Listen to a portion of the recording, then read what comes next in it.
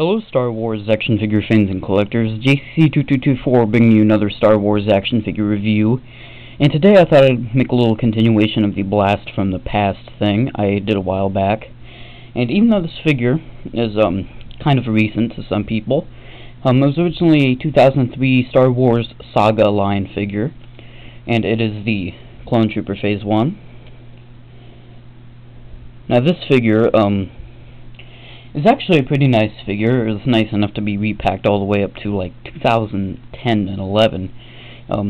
It was cut off in 2012, and it really wasn't replaced or updated until 2011, I think, when they sold the Vintage Collection Phase 1 Clone Trooper. And even though this clone really didn't need an update, I think that kind of giving the character a, new vibe after all those years was pretty necessary. But mainly because the figure is so old, and because he comes in various packages throughout many years. I'm not going to show any packaging, but here's the figure. He usually only came with a pistol. Every now and again he came with a locker with different accessories and all that, but this is almost a universal review of the figure in general. But now this figure kind of revolutionized the articulation for Star Wars figures. It was the first super articulated Star Wars figure, really. Just to say it off now, it has a ball jointed neck, a ball hinged shoulders and elbows, swivel wrists, ball hinged waist, swivel hips, ball hinged knees, and ball hinged ankles. And for a figure in 2003, it's pretty good. It was in the realistic Clone Wars line, and comparing it to the animated Clone Wars Clone Trooper from that line, it's a really significant difference. This one, we had a ball jointed neck, swivel shoulders, and swivel waist, and honestly it was pretty crappy. And having this one compared to this one's like I said, it kind of revolutionized articulation and detailing. Putting this one back, this figure, it's really, really wonderful. Just showing you again, it actually displays really nicely with the Vintage Collection one. And sorry, Luke kind of.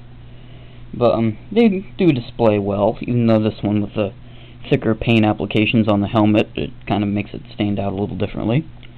But for 2003, and even for modern day, compared to some of the figures we're getting now, I mean, this thing is still really good. Now, because it is a clone, and clones are mainly white, black, and gray, it doesn't have that much detailing, but showing you has some gray markings on his right there, his little chest emblem. I'm not sure what that really is. He has these lines right there for his armor. He has the black for his under little suit, his body suit, and no paint there. It's kind of a shame, but still, it's pretty nice.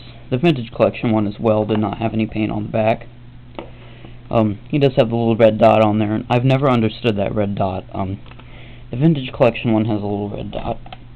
And there they go falling. I'll just move them aside. But I've never really understood the red dot, and really doesn't.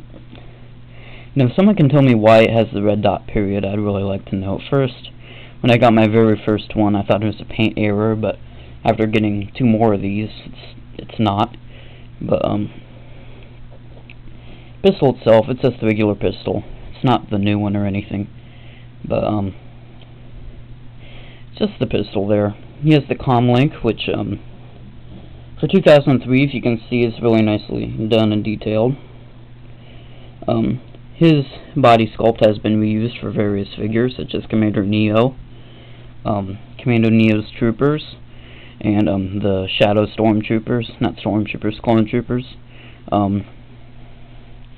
And really, You know, it's a figure I really think they should have kept alive for the movie Heroes line. I really hope when Episode 2 in 3D comes out that they'll I can make a set of these that you can buy, like the army building sets they sold back in the Saga collection, I believe. So I'll just cut this review off. There's really not that much to talk about this figure, but it is a really nice one, and if you can get this one or the vintage collection one, I actually recommend this one instead, mainly because the articulation is a little more smoother. It just looks, as a figure, more nice, and you can probably get it cheaper. So that's really it. Have a good day, and may the Force be with you.